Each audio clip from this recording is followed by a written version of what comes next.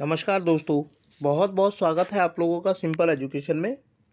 दोस्तों, आज की इस वीडियो में हम लोग बात करेंगे कक्षा 10 के 16 मार्च को हुए प्री बोर्ड के सामाजिक विज्ञान के पेपर के बारे में। यह पेपर मॉर्निंग शिफ्ट का है और इसमें हम जानेंगे कि कौन कौन से सवाल इस प्रश्न पत्र में पूछे गए थे और उनका जवाब कैसे लिखना चाहिए था। प्यारे बच्चे, आप सोचेंगे कि पेपर तो हो चुका है, तब मैं इसके ऊपर क्यों बात करने जा रहा हूँ। दरअसल प्री बोर्ड आप लोगों का हो चुका है। अब 26 अप्रैल से आप लोगों के बोर्ड के पेपर शुरू होने जा रहे हैं, तो संभव है कि कुछ सवाल इस पेपर में से उस पेपर में आपको देखने को मिले, या अगर सवाल देखने को ना भी नहीं मिले तब भी आपको ये पता होना चाहिए कि किसी सवाल का जवाब आपको कैसे देना है, क्योंकि बोर्ड के पेपर में लिखने का तरीका बहुत मायने रखता है। यदि आप सही तरीके से सवाल के जवाब को लिखते हैं तो आप न केवल कम समय में सवाल के जवाब को लिख देंगे, बल्कि अंकों की दृष्टि से भी आप अच्छे अंक प्राप्त कर सकते हैं। तो इसीलिए मैंने ये तय किया था कि इस पेपर का सॉल्यूशन आप लोगों के सामने प्रस्तुत करूँगा, और इसीलिए मैं आज इस वीडियो को बना रहा हूँ ताकि प्री बोर्ड के पेपर में जो सवाल पूछे गए थे उनके माध्यम से मैं आपको बता सकूं कि सवालों का जवाब आपको किस तरीके से लिखना है बोर्ड के पेपर में। तो प्यारे बच्चों, 16 मार्च को आयोजित हुए प्री बोर्ड के पेपर का यह है मॉर्निंग शिफ्ट का पेपर है। एक एक करके हम देखेंगे कि इस प्रश्न पत्र में कौन कौन से सवाल पूछे गए थे और उनका जवाब क्या लिखा जाना चाहिए था। कुल 13 प्रश्न इस क्वेश्चन पेपर में है जिनका जवाब हमें देना था। सबसे पहले ये जो फ्रंट पेज होता है, इसमें आप लोगों को सामान्य निर्देश दिए जाते हैं जिसे आप लोगों को पढ़ना चाहिए। हिंदी और इंग्लिश दोनों ही भाषाओं में ये निर्देश दिए जाते हैं, और पेपर आपको जब दिया जाएगा तो 15 से 20 मिनट पहले ये पेपर दिया जाता है, जिसके माध्यम से आप लोगों को यह मौका दिया जाता है कि परीक्षा में जो सामान्य निर्देश हैं उसे आप पढ़ सकें। प्रश्न पत्र कितने खंडों में बटा हुआ है, किस खंड में कितने सवाल हैं और किस खंड के सवालों का जवाब कितने शब्दों में देना है, ये सारी बातें इन सामान्य निर्देशों में लिखी होती है। ये निर्देश हिंदी और इंग्लिश दोनों ही भाषाओं में दिए गए होते हैं जिन्हें आपको पढ़ना चाहिए। इसीलिए पेपर आपको 15 से 20 मिनट पहले दिया जाता है, और उसके बाद जब आप सवालों का जवाब लिखना आरंभ करते हैं तो इन निर्देशों को ध्यान में रखकर ही आपको ये सवालों का जवाब दिया जाना चाहिए। प्यारे बच्चों, ये जो सवाल इस प्रश्न पत्र में दिए गए हैं हिंदी और इंग्लिश दोनों ही भाषाओं में दिए गए हैं, परंतु हम सिर्फ हिंदी भाषा में लिखे हुए सवालों को पढ़ेंगे। इंग्लिश के जो क्वेश्चन हैं उन पर हम ध्यान नहीं देंगे, क्योंकि हम लोग इस प्रश्न पत्र को हिंदी माध्यम में हल करने जा रहे हैं। इसीलिए हम सिर्फ हिंदी के शब्दों को, हिंदी के सवालों को देखेंगे। और दूसरी बात ये कि इसमें जो खंड है उसमें 4 खंड करीब लिखित सवालों के हैं और एक अनसीन पैसेज या अनुच्छेद का है, और अंतिम जो सवाल है वो नक्शे का है। तो पहले जो खंड हैं जिनके जवाब हमें लिखित रूप में प्रस्तुत करने हैं उन्हें हम अन्यत्र देखेंगे कि वो सवाल कौन से हैं और कैसे हम उनका जवाब दे सकते हैं। उसके बाद अनुच्छेद को पढ़ने के लिए और नक्शे के प्रश्न को देखने के लिए हम वापस इस प्रश्न पत्र पर लौटेंगे। तो चलिए बिना वक्त जाए किए हुए हम लोग आरंभ करते हैं आज की इस वीडियो में 16 मार्च को आयोजित हुए सीबीएसई के प्री बोर्ड के सामाजिक विज्ञान के मॉर्निंग शिफ्ट के क्वेश्चन पेपर का अध्ययन और उसका सॉल्यूशन। प्यारे बच्चों, ये खंड का है जिसे सेक्शन ए कहते हैं इंग्लिश में, और इसमें जो सवाल हमारे सामने दिए गए हैं वो 2-2 नंबर के 5 सवाल हैं, अर्थात कुल 10 नंबर का ये खंड है। और इस सवाल के जवाबों को हमें 30 से लेकर 40 शब्दों में समेटना है। तो इस बात का ध्यान रखना है कि जितने नंबर का सवाल है हमें शब्दों को उतने ही अंकों के अनुसार रखना है, क्योंकि यदि हम ज़्यादा लिखेंगे तो उसका कोई एक्स्ट्रा नंबर हमें नहीं मिलेगा, बल्कि बाकी सवालों को हल करने के लिए हमारा जो समय है वो कम पड़ जाएगा। तो पहला जो सवाल है वो जलियांवाला बाग हत्याकांड पर एक संक्षिप्त नोट लिखिए, ये है। और 2 नंबर के अनुसार हम इसका जो जवाब लिख सकते हैं वो इस प्रकार लिख सकते हैं कि जलियांवाला बाग हत्याकांड 13 अप्रैल 1919 को पंजाब के अमृतसर में हुआ था। इस दिन भारतीय रॉलेट एक्ट के विरुद्ध शांतिपूर्ण धरना दे रहे थे, जिस पर जनरल डायर ने गोलियां चलवा दी। इस गोलीकांड में 378 भारतीय लोगों को अपनी जान से हाथ धोना पड़ा। तो प्यारे बच्चों, 2 नंबर के हिसाब से हमें इस सवाल को लिखना है और 30 से लेकर 40 शब्दों में हमें इसे समेटना है। तो इसमें आप 4 से लेकर 5 लाइन लिख सकते हैं।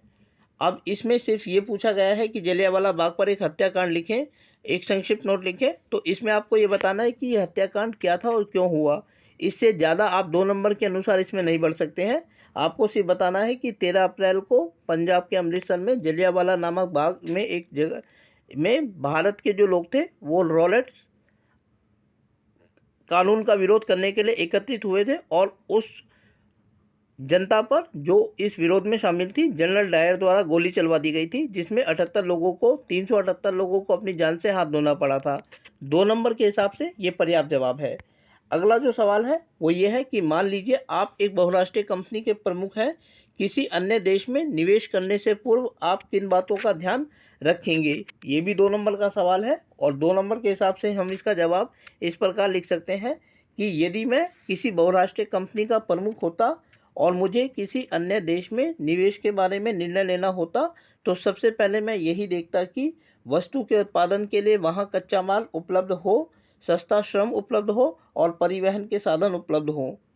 अर्थात यदि आप किसी या हम किसी मल्टीनेशनल कंपनी के प्रमुख होते और हमें किसी दूसरे देश में अपनी फर्म स्थापित करने के बारे में सोचना होता, तो हम सबसे पहले यही सोचते कि क्या वहाँ वस्तु का उत्पादन करने के लिए कच्चा माल उपलब्ध है और काम करने के लिए सस्ता श्रम यानी कि लेबर उपलब्ध है या नहीं, और वस्तु को लाने ले जाने के लिए वहाँ पर रास्ते, हवाई जहाज, सड़क परिवहन या रेल परिवहन है या नहीं। 2 नंबर के हिसाब से ये अपने आप में पर्याप्त जवाब है। अगला जो सवाल है वो ये है कि एक देश के अंतर्राष्ट्रीय व्यापार की प्रगति आर्थिक विकास की सूचक है, कथन की विवेचना कीजिए। ये भी 2 नंबर का सवाल है और 2 नंबर के अनुसार हम इसका जवाब इस प्रकार लिख सकते हैं कि जब कोई देश विकास की दृष्टि से आगे बढ़ता है तो वहाँ अनेक तरह के आर्थिक बदलाव देखने को मिलते हैं। जनता का उपभोग स्तर बढ़ता है, बड़े पैमाने पर उपभोगी तथा विलासिता की वस्तुओं का उत्पादन होता है, आयात तथा निर्यात का पैमाना भी बढ़ता है। इस प्रकार जैसे जैसे किसी देश की आर्थिक समृद्धि बढ़ती है वैसे वैसे उसका अंतर्राष्ट्रीय व्यापार भी बढ़ता है। तो प्यारे बच्चों, जैसे जैसे किसी देश के लोगों की आय बढ़ती है वहाँ के लोग नई नई वस्तुओं का उपभोग करना आरंभ कर देते हैं और जैसे जैसे वहाँ नई नई वस्तुओं का उपभोग किया जाना आरंभ होता है वहाँ पर नई नई वस्तुओं का उत्पादन किया जाना आरंभ होता है। ये वस्तुएं उपभोगी वस्तुएं भी होती हैं और विलासिता की वस्तुएं भी होती हैं। इस प्रकार जैसे जैसे कोई देश विकास के मामले में आगे बढ़ता है वैसे वैसे उसकी आर्थिक प्रगति भी होती है। 2 नंबर के हिसाब से ये जवाब पर्याप्त है, इससे ज़्यादा आपको नहीं लिखना चाहिए। अगला जो जवाब है सवाल है वो भी 2 नंबर का है और सवाल इस प्रकार है, लोकतंत्र की एक खासियत है कि इसकी जांच परख और परीक्षा कभी खत्म नहीं होती, टिप्पणी कीजिए। 2 नंबर का ये सवाल है और इसके जवाब को हम इस तरीके से लिख सकते हैं कि वर्तमान समय में लोकतंत्र को सबसे सफल राजनीतिक व्यवस्था माना जाता है, जिसकी एक पहचान है जनता द्वारा स्वयं अपने प्रतिनिधियों को चुना जाना।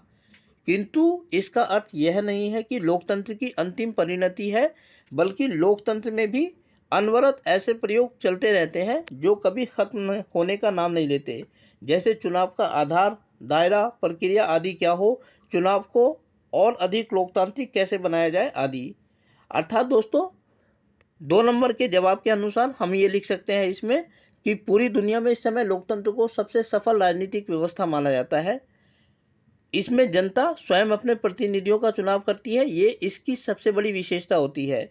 लेकिन किसी शासन में जनता द्वारा अपने प्रतिनिधियों को चुना जाना ही लोकतंत्र की अंतिम परिणति नहीं है, अंतिम परिणाम नहीं है, बल्कि इसमें भी लगातार नए नए प्रयोग होते रहते हैं। उदाहरण के लिए कि जो लोग वोट डालेंगे उसका दायरा क्या होगा, जो लोग चुने जाने के लिए खड़े होंगे वो कौन होंगे, और चुनाव जिस तरीके से जनता अपने प्रतिनिधियों को चुन रही है उसे सभी स्वीकार कर सके, उसे और अधिक लोकतांत्रिक कैसे बनाया जाए, ये तमाम ऐसे सवाल हैं जिनके ऊपर लोकतंत्र में निरंतर प्रयोग होते रहते हैं।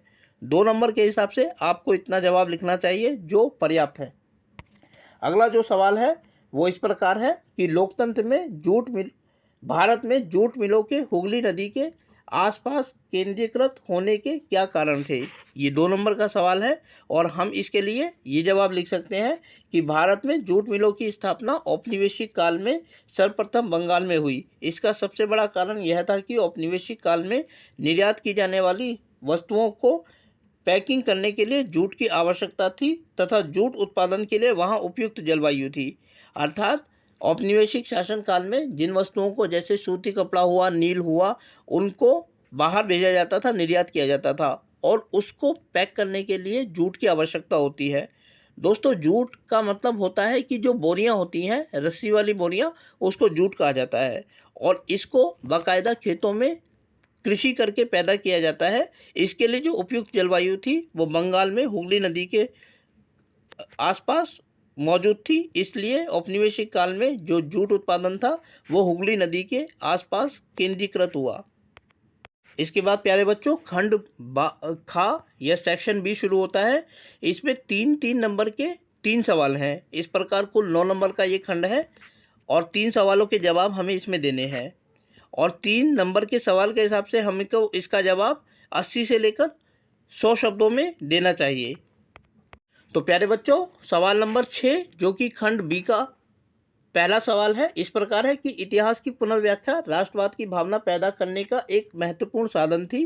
कथन की आलोचनात्मक विवेचना कीजिए। और 3 नंबर का ये सवाल है, इसके जवाब को हम इस तरीके से लिख सकते हैं कि 20वीं शताब्दी के प्रारंभिक वर्षों में भारत में राष्ट्रवादी भावना का विकास होने लगा।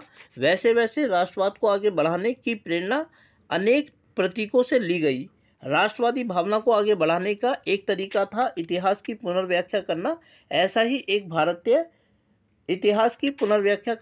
ही भारतीय उपमहाद्वीप में 20वीं शताब्दी के शुरुआती दशकों में भारतीय राष्ट्रवादियों द्वारा किया गया। एक और जहां जवाहरलाल नेहरू ने अपनी पुस्तक भारत की खोज यानी डिस्कवरी ऑफ इंडिया में प्राचीन काल से औपनिवेशिक काल तक भारत में सभ्यता के विकास के हवाले से बताया कि प्राचीन काल में भारत कितना महान था, वहीं दूसरी ओर बंकिम चंद्र चट्टोपाध्याय ने अपने उपन्यास आनंद मठ में औपनिवेशिक काल में ब्रिटिश राज के खिलाफ उठने वाले सन्यासी विद्रोह का वर्णन किया।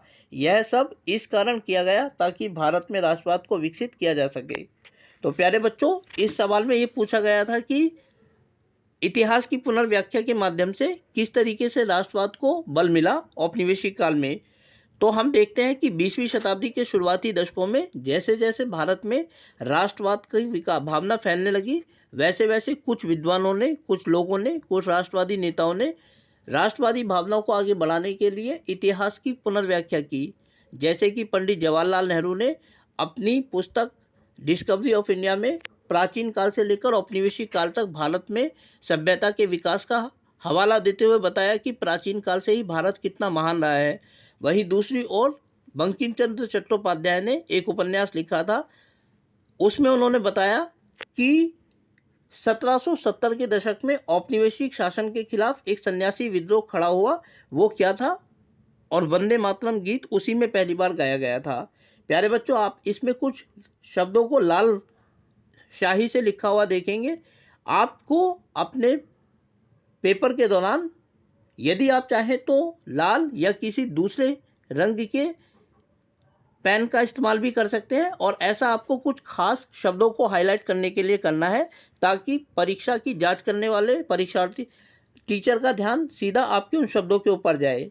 या अगर आप किसी दूसरे रंग के पेन का इस्तेमाल नहीं करते हैं तो आप उन शब्दों को अंडरलाइन कर दें जिन्हें आप विशेष महत्व देना चाहते हैं।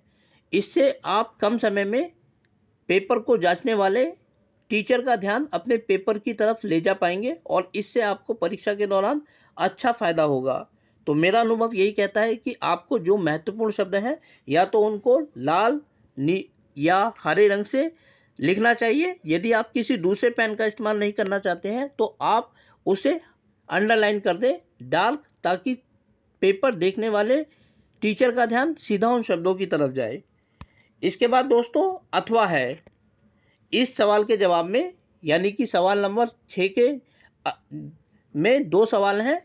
जब पेपर में हम अथवा देखते हैं तो इसका सीधा सा मतलब होता है कि या तो हमें ऊपर वाला सवाल हल करना है या नीचे वाला सवाल हल करना है। लेकिन मैंने यहाँ पर अथवा के दोनों प्रश्नों को, ऊपर वाला भी और नीचे वाला भी, दोनों हल किया है, क्योंकि ये एक इत्तेफाक है कि ये प्री बोर्ड के पेपर में हमें अथवा में मिला। लेकिन इस बात की कोई गारंटी नहीं है कि बोर्ड के पेपर में यदि ये सवाल हमें देखने को मिलते हैं तो ये अथवा में हो। संभव है कि ये अकेला सवाल हो और हमें इसका जवाब देना हो। ऐसे में हमें सिर्फ पेपर में अथवा का ध्यान रखना है कि हमें ऊपर वाला सवाल हल करना है या नीचे वाला। यहाँ पर हम सारे ही सवालों को हल कर रहे हैं। तो इस छठे नंबर के सवाल में जो अथवा दिया गया है वो इस प्रकार है कि भारतीय लोक कथाओं को पुनर्जीवित करने से राष्ट्रवाद की भावना को बल मिला, कथन की आलोचनात्मक व्याख्या कीजिए। और ये सवाल 3 नंबर का ही है, जिसका जवाब हमें 80 से लेकर 100 या 120 शब्दों में देना है। सवाल एक बार फिर से पढ़ता हूँ। भारतीय लोक कथाओं को पुनर्जीवित करने से राष्ट्रवाद की भावना को बल मिला, कथन की आलोचनात्मक व्याख्या कीजिए। जवाब इसका हम इस तरीके से लिखेंगे कि 20वीं शताब्दी के शुरुआती दशकों में जबकि राष्ट्रवादी भावना आगे बढ़ रही थी, अनेक भारतीय राष्ट्रवादियों द्वारा भारत में राष्ट्रवाद को आगे बढ़ाने के लिए अनेक प्रयास किए गए। इनमें एक प्रयास प्राचीन लोक कथाओं को संकलित करने का, संप्रेषित करने का तथा प्रकाशित करने का था। ऐसा ही प्रयास बंगाल में रविंद्रनाथ टैगोर द्वारा किया गया। इन लोक कथाओं की विशेषता यह थी कि ये लोक कथाएं लोगों की आम बोलचाल की भाषा में प्रचलित थी और इनके माध्यम से भारतीय लोगों को जोड़ा जा सकता था। अर्थात दोस्तों, हम देखते हैं कि 20वीं शताब्दी के शुरुआती दशकों में जैसे जैसे भारत में राष्ट्रवाद आगे बढ़ने लगा, वैसे वैसे अनेक लोगों ने राष्ट्रवादी भावना को आगे बढ़ाने के लिए अनेक प्रयोग करने आरंभ किए। इनमें एक जो प्रयोग था वो प्राचीन लोक कथाओं को इकट्ठा करने का था और बंगाल में ये प्रयास किया गया रविंद्रनाथ टैगोर के द्वारा। उन्होंने बंगाल में प्रचलित लोक कथाओं को एकत्रित करना आरंभ किया, उनका अर्थ समझने की कोशिश की और उनको लोगों तक फैलाने का प्रयास किया और उनको प्रकाशित किया। इसके माध्यम से जो सबसे महत्वपूर्ण फ़ायदा होता है वो ये होता है कि ये क्योंकि लोगों की आम बोलचाल की भाषा में होती है, इसीलिए लोगों को इनके माध्यम से आसानी से जोड़ा जा सकता है। राष्ट्रवाद क्या है? राष्ट्रवाद यही तो है कि एक राष्ट्र के प्रति लोगों को जोड़ने का काम करता है और लोक कथाओं के माध्यम से ये बड़ी आसानी से किया जा सकता था, क्योंकि लोगों की अपनी भाषाओं में जो प्रचलित लोक कथाएं थी वो लोगों को आपस में आसानी से जोड़ सकती थी। तो प्यारे बच्चों, अब अगला सवाल है सवाल नंबर 7। दोबारा यह 3 नंबर का सवाल है और सवाल इस प्रकार है कि विकासशील देशों के संदर्भ में न्याय संगत वैश्वीकरण के महत्व का वर्णन कीजिए। 3 नंबर का सवाल है और इसके जवाब को हम इस तरीके से लिख सकते हैं कि वैश्वीकरण से अभिप्राय एक ऐसी स्थिति से होता है जिसके अंतर्गत वस्तुओं, व्यक्तियों तथा विचारों का राष्ट्रीय अर्थव्यवस्थाओं के परे आदान प्रदान किया जा सकता है और व्यक्तियों, वस्तुओं तथा विचारों के इस आदान प्रदान में बहुराष्ट्रीय कंपनियों ने महत्वपूर्ण भूमिका निभाई है। किंतु विकासशील देशों को वैश्वीकरण की इस प्रक्रिया का न्यायोचित लाभ नहीं मिल पाया है। विकासशील देशों के संबंध में वैश्वीकरण को न्यायसंगत बनाने की आवश्यकता है ताकि विकासशील देशों को भी इसका लाभ मिल सके। इसके लिए यह आवश्यक है कि बहुराष्ट्रीय कंपनियों द्वारा अपने केंद्र विकासशील देशों में स्थापित किए जाएं ताकि वहां रोजगार के अवसरों का सृजन किया जा सके। अपने उत्पादन को विकासशील देशों के बाजारों में बेचना चाहिए ताकि लोगों को विकल्प मिल सके तथा इन विकासशील देशों द्वारा किए गए उत्पादन को अपने देशों में बेचना चाहिए ताकि इन देशों के उत्पादक अंतर्राष्ट्रीय बाजार व्यवस्था का हिस्सा बन सके। दोस्तों, यदि स्पष्टीकरण दूं तो हम कह सकते हैं कि विश्वीकरण एक ऐसी प्रक्रिया होती है जहां किसी देश के उत्पादन को, किसी देश के लोगों को और किसी देश में उत्पन्न होने वाले विचारों को दूसरे देशों में बिना रोक टोक के ले जाया जा सकता है और ऐसा बहुराष्ट्रीय कंपनियों के माध्यम से बड़ी तेज़ी से हुआ है पिछली 20वीं शताब्दी के अंतिम वर्षों से। लेकिन इसका एक नुकसान ये रहा है कि विकासशील देशों को इसका पर्याप्त लाभ नहीं मिल पाया है। विश्वीकरण की प्रक्रिया आगे तो बढ़ी है लेकिन इसका ज़्यादातर जो फायदा है वो विकसित देशों को ही मिला है। विकासशील देशों के संबंध में वैश्वीकरण की जो प्रक्रिया है वो अधिक लाभदायक नहीं रही है। विकासशील देशों के संबंध में इसे न्यायोचित बनाने के लिए आवश्यक है कि जो बहुराष्ट्रीय कंपनियां हैं उनके द्वारा अपने उत्पादन केंद्र उन स्थानों पर खोले जाए वो जो विकासशील देश हैं ताकि वहाँ के लोगों को रोजगार मिल सके और वहाँ उत्पादित होने वाली वस्तुओं को उन्हें अपने देशों के बाज़ारों में भी बेचना चाहिए, ताकि इन विकासशील देशों के लोग, उत्पादन करने वाले लोग अंतर्राष्ट्रीय बाजार व्यवस्था का हिस्सा बन सकें। इसके अलावा विकसित देशों में जिन वस्तुओं का उत्पादन किया जाता है, उन उत्पादनों को इन विकासशील देशों के बाज़ारों में भी बेचा जाए, ताकि यहाँ रहने वाले उपभोगी लोगों को अन्य वस्तुओं का विकल्प मिल सके। तो इस प्रकार विकासशील देशों के संबंध में हम वैश्वीकरण को न्यायोचित बना सकते हैं। अब प्यारे बच्चों, अगला सवाल है जो कि 3 नंबर का ही सवाल है कि राजनीतिक दलों को परिभाषित कीजिए तथा राजनीतिक दल के प्रमुख हिस्सों का उल्लेख कीजिए। 3 नंबर का ये सवाल है और इसका जवाब हम इस तरीके से लिख सकते हैं कि राजनीतिक दल से अभिप्राय उस दल से होता है जो किसी राज्य अथवा देश में सरकार निर्माण के उद्देश्य से उस राज्य अथवा देश की राजनीति में भाग लेता है। किसी भी राजनीतिक दल के 3 भाग होते हैं: नेता, सक्रिय सदस्य और नंबर 3 अनुयायी। अर्थात राजनीतिक दल उन दलों को कहा जाता है जो किसी देश या किसी राज्य के चुनावों में भाग लेने के लिए या वहाँ सरकार का निर्माण करने के लिए काम करते हैं। और इनके 3 महत्वपूर्ण हिस्से होते हैं। पहला होता है नेता, अर्थात किसी भी राजनीतिक दल में जो सबसे महत्वपूर्ण चीज़ है वो वहाँ के उस पार्टी का नेता होना है। बिना नेता के हम किसी भी राजनीतिक दल की बात नहीं कर सकते। दूसरे नंबर पर है सक्रिय सदस्य, अर्थात वे सदस्य जो उस राजनीतिक दल की राजनीतिक प्रक्रिया में शामिल होते हैं, एक्टिवली पार्टिसिपेंट बने रहते हैं उनमें। और तीसरा होता है अनुयायी, अर्थात जो राजनीतिक दल है उसकी विचारधारा से प्रभावित होने वाले लोग, क्योंकि ये वही लोग होते हैं जो राजनीतिक विचारधारा से प्रभावित होकर चुनावों में किसी राजनीतिक दल के प्रत्याशियों को वोट देकर उन्हें सरकार बनाने का मौका प्रदान करते हैं। तो प्यारे बच्चों, ये खंड खा था। अब हम खंड गा की तरफ बढ़ते हैं, जो तीसरा खंड है जिसे खंड गा या सेक्शन सी कहा जा सकता है। इसमें 5-5 नंबर के 2 सवाल हैं और इनका जवाब हमें 120 से 150 शब्दों तक देना होता है। तो पहला सवाल जो कि सवाल नंबर 9 है और इस खंड का पहला सवाल है, वो इस प्रकार है कि आधुनिक लोकतंत्र राजनीतिक दलों के बिना संभव नहीं है, कारण बताइए। 5 नंबर का ये सवाल है और इसके जवाब को हम इस तरीके से लिख सकते हैं कि लोकतंत्र से अभिप्राय एक ऐसे शासन से है जिसमें जनता स्वयं अपना वोट डालकर अपने ऊपर शासन करने वाले प्रतिनिधियों का चयन करती है। अपने शासकों को चुनने की यह प्रक्रिया चुनाव के माध्यम से होती है। अपने प्रतिनिधियों को चुनने का यह मौका जनता को राजनीतिक दलों द्वारा ही प्रदान किया जाता है, क्योंकि ये राजनीतिक दल ही अपनी ओर से अपने प्रत्याशियों को चुनावों में उतारते हैं और जनता इन्हीं ढेर सारे प्रत्याशियों में से अपनी पसंद का प्रतिनिधि चुनती है। स्पष्ट है कि राजनीतिक दलों की अनुपस्थिति में लोकतंत्र में चुनने की अवधारणा खत्म हो जाएगी। अर्थात प्यारे बच्चों, इस सवाल के जवाब को स्पष्टीकरण हम दें तो कह सकते हैं कि लोकतंत्र एक ऐसी शासन प्रणाली होती है जिसमें जनता स्वयं अपने प्रतिनिधियों को चुनती है और जनता द्वारा अपने प्रतिनिधियों को चुना जाना लोकतंत्र की एक सबसे महत्वपूर्ण पहचान माना जाता है। लेकिन यदि राजनीतिक दल ना हो तो हम लोकतंत्र में इस चुनने की अवधारणा को भूल जाएंगे, क्योंकि चुनावों में अपने प्रत्याशियों को उतारना, चुनावों की प्रक्रिया में भाग लेना राजनीतिक दलों के द्वारा ही किया जाता है। सभी राजनीतिक दल अपने अपने प्रत्याशियों को चुनाव में उतारते हैं और जनता उन्हीं में से जो बेस्ट उनको लगता है उसको चुनकर शासन करने के लिए, सरकार का निर्माण करने के लिए चुनती है। तो अगर राजनीतिक दल ना हो तो लोकतंत्र में चुनने का जो कॉन्सेप्ट है वो पूरी तरीके से ख़त्म हो जाएगा। अर्थात कहें कि लोकतंत्र में जो चुनने की अवधारणा है वो खत्म हो जाएगी और लोकतंत्र का अर्थ नष्ट हो जाएगा। अब इसके बाद अथवा में यही सवाल दिया गया है, सवाल नंबर 9 में ही। पेपर के हिसाब से तो इसका मतलब ये होता है कि आप ऊपर वाला करें या नीचे वाला, लेकिन इस पेपर के सॉल्यूशन में हम सभी सवालों को देख रहे हैं। तो सवाल नंबर 9 के अथवा में जो सवाल दिया गया है वो इस प्रकार है कि विभिन्न देशों में पाई जाने वाली दलीय व्यवस्था का वर्णन कीजिए। प्यारे बच्चों, इंपॉर्टेंट सवाल है, बोर्ड में आपको देखने को मिल सकता है और इसके जवाब को हम इस तरीके से लिख सकते हैं कि विभिन्न देशों में पाई जाने वाली दलीय व्यवस्था का वर्णन कीजिए। जवाब इस प्रकार है, वर्तमान समय में लोकतांत्रिक व्यवस्था सबसे बेहतर शासन प्रणाली मानी जाती है, जिसकी एक महत्वपूर्ण विशेषता है राजनीतिक दलों की उपस्थिति। किंतु लोकतांत्रिक शासन प्रणाली होने के बावजूद सभी देशों में एक जैसी दलीय व्यवस्था नहीं है, बल्कि अलग अलग है।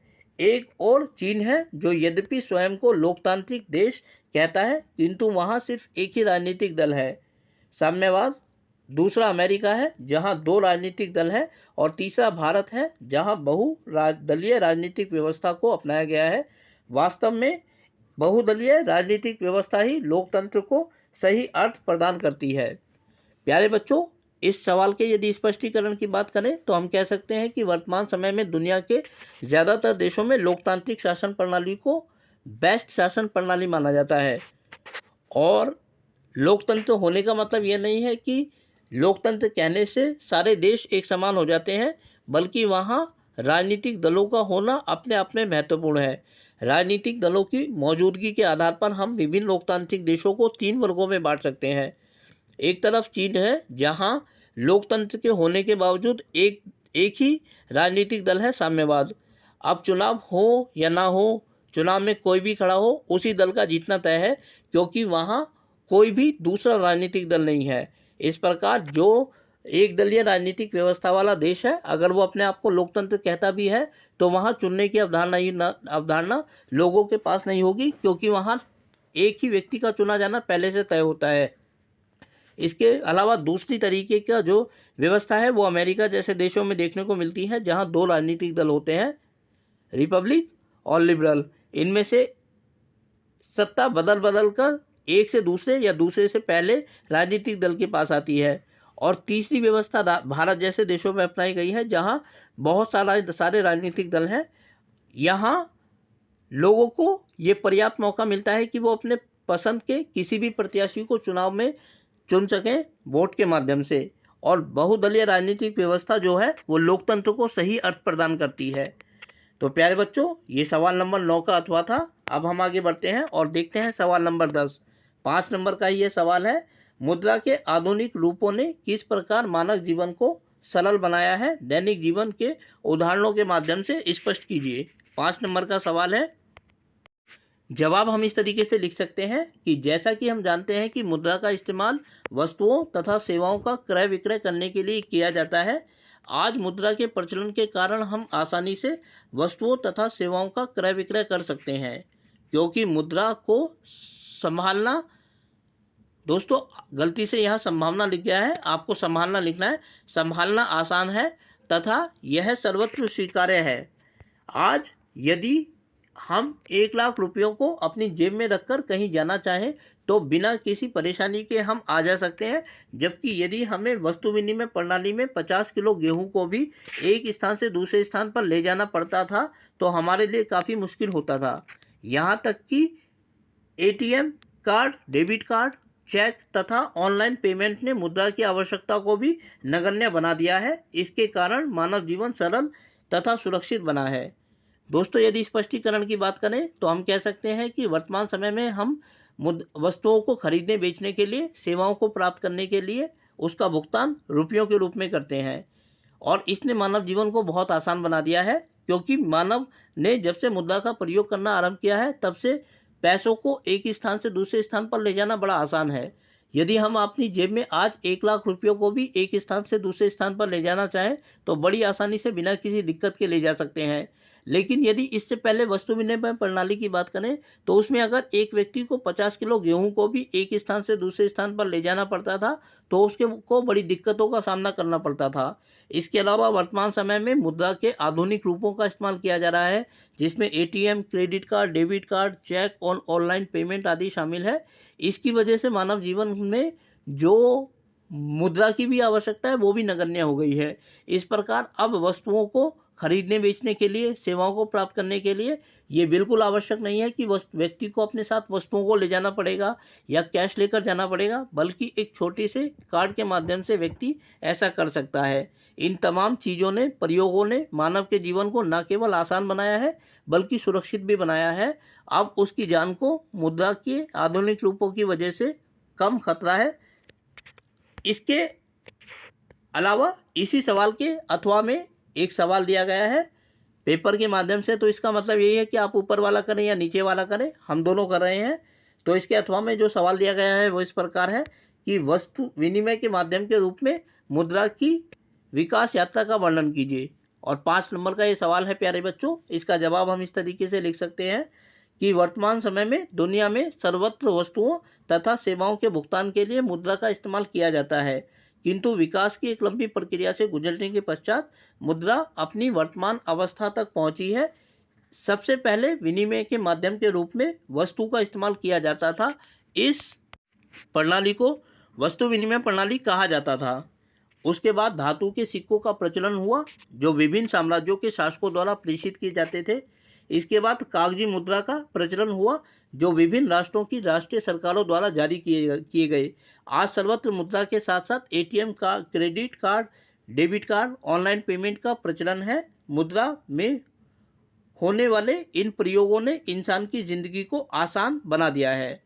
अर्थात दोस्तों, अगर स्पष्टीकरण की बात करें तो हम कह सकते हैं कि वर्तमान समय में दुनिया के सभी देशों में मुद्रा का इस्तेमाल किया जाता है और मुद्रा सार्वजनिक रूप से स्वीकार किए जाने वाला माध्यम है। लेकिन एक लंबी प्रक्रिया से गुजरने के बाद मुद्रा का ये विकास हुआ है। सबसे पहले वस्तु विनिमय प्रणाली थी जहाँ वस्तुओं के बदले वस्तुओं की अदला बदली की जाती थी। उसके बाद जो था वो सिक्कों का प्रचलन हुआ, कॉइन्स, और सिक्के जो थे विभिन्न प्रकार की धातुओं के बनाए जाते थे। तांबे से लेकर शीशा, सोना, चांदी, विभिन्न प्रकार की वस्तु के सिक्कों का प्रचलन था और इन सिक्कों को विभिन्न साम्राज्यों के राजाओं द्वारा प्रेषित किया गया था। इसके बाद कागजी मुद्राएं आई जिसका प्रचलन विभिन्न राष्ट्रवादी देशों की राष्ट्रीय सरकारों के द्वारा किया गया और वर्तमान समय में कार्ड्स पेमेंट के माध्यम से भी हम वस्तुओं को खरीदने बेचने का, सेवाओं को प्राप्त करने का काम करते हैं। मुद्रा के क्षेत्र में ये परिवर्तन लंबे समय में हुए हैं और इंसान की ज़िंदगी को इन तमाम तरह की जो विकास यात्रा है उसने आसान बना दिया है। तो प्यारे बच्चों, अब हम खंड घ की तरफ बढ़ रहे हैं, अर्थात सेक्शन डी की तरफ। अनसीन पैसेज का यह है खंड है जिसमें 2 अनुच्छेद हमारे सामने दिए गए हैं। इन अनुच्छेदों को हमें पढ़ना है और उसके बाद अनुच्छेद के आधार पर जो सवाल पूछे गए हैं उनका जवाब हमें देना है। तो इसमें जो पहला सवाल है, सवाल नंबर 11, 4 नंबर का वो सवाल है, उसे पढ़ते हैं और उसके बाद जो सवाल इसमें पूछे गए हैं उनका जवाब हम जानेंगे। निम्नलिखित अनुच्छेद को पढ़कर पूछे गए प्रश्नों के उत्तर दीजिए। असहयोग खिलाफत आंदोलन की शुरुआत शहरी मध्यम वर्ग की हिस्सेदारी के साथ हुई। हजारों विद्यार्थियों ने स्कूल कॉलेज छोड़ दिया। हेडमास्टर और शिक्षकों ने इस्तीफे सौंप दिए। वकीलों ने मुकदमे लड़ना बंद कर दिया। मद्रास के अलावा ज़्यादातर प्रांतों में परिषद चुनावों का बहिष्कार किया गया। मद्रास में गैर ब्राह्मणों द्वारा बनाई गई जस्टिस पार्टी का मानना था कि काउंसिल में प्रवेश के जरिए उन्हें ये अधिकार मिल सकते हैं जो सामान्य रूप से केवल ब्राह्मणों को मिल पाते हैं। तो प्यारे बच्चों, असहयोग आंदोलन के बारे में ये अनुच्छेद है और इसके बाद इसके सवाल दिए गए हैं 3 हमारे सामने। पहले 2 सवाल 3 एक नंबर के हैं और तीसरा सवाल 2 नंबर का है। सवाल हिंदी और इंग्लिश दोनों ही भाषाओं में दिए गए हैं, लेकिन हम सिर्फ हिंदी माध्यम के सवालों को देखेंगे क्योंकि इस प्रश्न पत्र को हम हिंदी भाषा में हल कर रहे हैं। तो यहाँ क्योंकि स्थान की कमी है इसलिए अन्यत्र देखते हैं कि ये सवाल कौन से हैं और इनके जवाब को हम कैसे लिख सकते हैं। पहला सवाल है कि किस प्रांत में परिषदीय चुनावों का बहिष्कार नहीं किया गया। 1 नंबर का सवाल है तो मद्रास प्रांत में। आपको सिर्फ मद्रास प्रांत में लिखना है। अगर आप मद्रास प्रांत लिख दें या मद्रास लिख दें तो भी सही है क्योंकि ये सिर्फ 1 नंबर का सवाल है और अनसीन पैसेज में से हमें इसका जवाब देना है। दूसरा सवाल है प्रांतीय चुनावों को लेकर जस्टिस पार्टी का क्या मत था। यह भी 1 नंबर का सवाल है और इसके जवाब को हम इस तरीके से लिख सकते हैं कि प्रांतीय चुनावों को लेकर जस्टिस पार्टी का यह मानना था कि उन्हें चुनावों का बहिष्कार नहीं करना चाहिए। और तीसरा जो सवाल है 2 नंबर का है। सवाल इस प्रकार है कि असहयोग खिलाफत आंदोलन के समय यदि आप छात्र होते तो किस प्रकार योगदान देते। प्यारे बच्चों, ये व्यक्तिगत सवाल है और इसका जवाब अलग अलग हो सकता है। आप इस सवाल के जवाब को अपनी मर्जी के हिसाब से भी लिख सकते हैं, लेकिन सवाल का जवाब संदर्भ के अनुसार होना चाहिए। मैंने इसका जो जवाब लिखा है वो इस प्रकार है।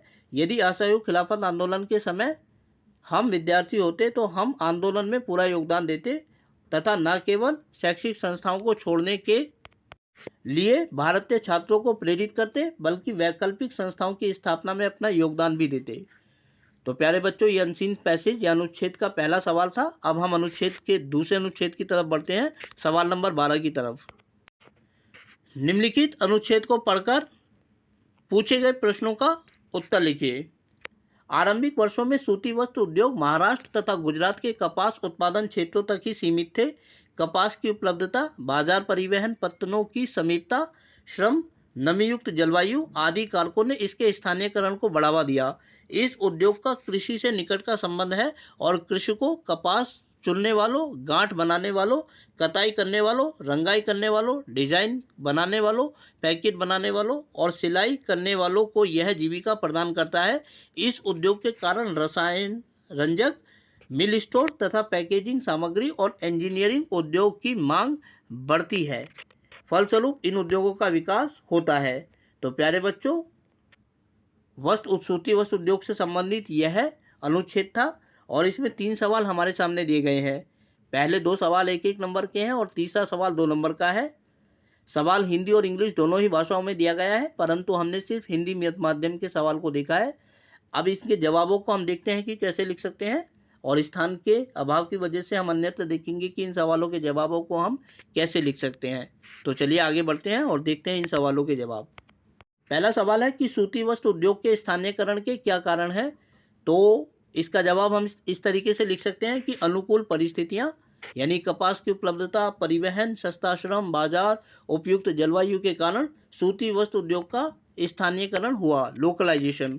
दूसरा सवाल है कि सूती वस्त्र उद्योग ने किन उद्योगों के विकास में योगदान दिया। 1 नंबर का सवाल है और इसके जवाब को हम इस तरीके से लिख सकते हैं कि सूती वस्त्र उद्योग ने रसायन रंजक, मिल स्टोर तथा पैकेजिंग सामग्री और इंजीनियरिंग उद्योग के विकास में योगदान दिया।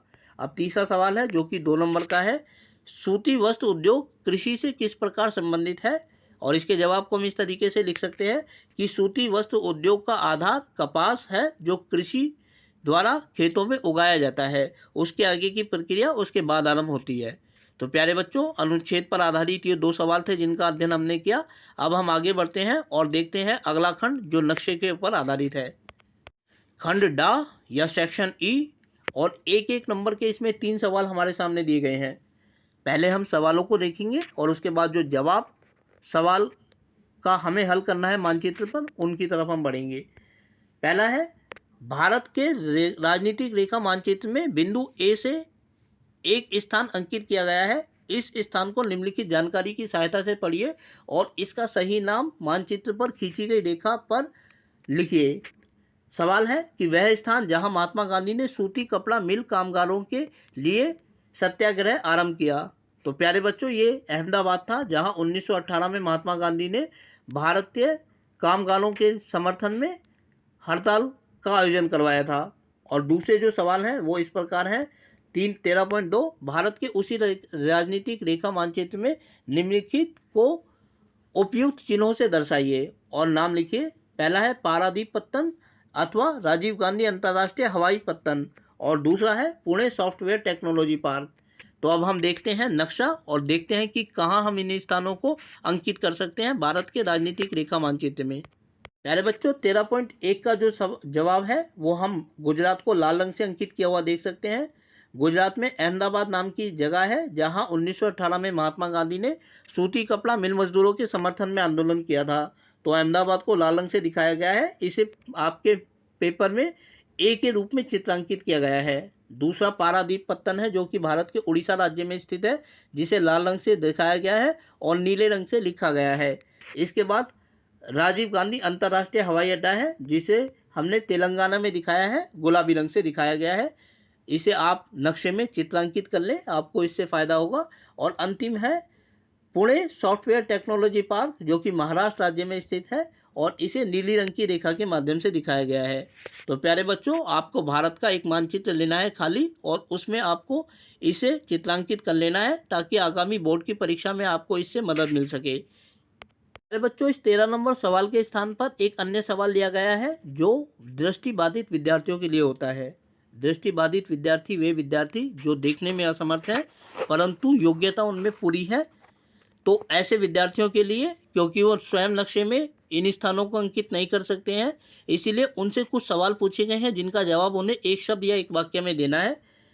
तो पहला सवाल है कि उस राज्य या केंद्र शासित देश का नाम लिखिए, प्रदेश का नाम लिखिए जहां पारादीप पत्तन है। तो वो उड़ीसा में स्थित है जिसको पहले आजकल ओडिशा और उस समय उड़ीसा कहा जाता था। अगला सवाल है, उस राज्य या केंद्र शासित प्रदेश का नाम लिखिए जहां राजीव गांधी अंतर्राष्ट्रीय हवाई पट्टन स्थित है। तो वो तेलंगाना है। तेलंगाना पहले हैदराबाद का हिस्सा था आंध्र प्रदेश का, लेकिन 2011-12 में इसको अलग करके एक अलग राज्य का दर्जा दिया गया। अंतिम जो सवाल है, उस राज्य या केंद्र शासित प्रदेश का नाम लिखिए जहां पुणे सॉफ्टवेयर टेक्नोलॉजी पार्क स्थित है। तो ये महाराष्ट्र में स्थित है। तो प्यारे बच्चों, आज की इस वीडियो के माध्यम से हमने 16 मार्च को सीबीएसई बोर्ड की प्री बोर्ड की मॉर्निंग शिफ्ट के सामाजिक विज्ञान के प्रश्न पत्र को हल किया। जितने भी नोट्स आप लोगों के सामने इस प्रश्न पत्र के जवाब में प्रस्तुत किए गए हैं, उन सब के जवाबों को आप इस वीडियो के डिस्क्रिप्शन बॉक्स पे पीडीएफ फाइल के रूप में डाउनलोड करना बिल्कुल ना भूलें। इसके अलावा जितनी आवश्यक वीडियोस हैं जो इस पेपर को समझने में आपकी मदद करेंगी, उन सभी वीडियोस का लिंक मैं इस वीडियो के डिस्क्रिप्शन बॉक्स में डाल दूंगा ताकि आपको उनसे अतिरिक्त मदद मिल सके। तो प्यारे बच्चों, उम्मीद करता हूं कि आप लोगों को वीडियो अच्छी लगी होगी और साथ ही आप लोगों से अनुरोध करता हूं कि यदि वीडियो अच्छी लगी तो वीडियो को लाइक और चैनल को सब्सक्राइब जरूर करें। इसके अलावा आगे आने वाले अन्य दिनों में अन्य वीडियोज़ को देखने के लिए जुड़े रहें मेरे साथ मेरे इस यूट्यूब चैनल पर, जिसका नाम है सिंपल एजुकेशन। फिलहाल आप लोगों से विदा लेना चाहूँगा। वीडियो को देखने के लिए आपका बहुत बहुत धन्यवाद।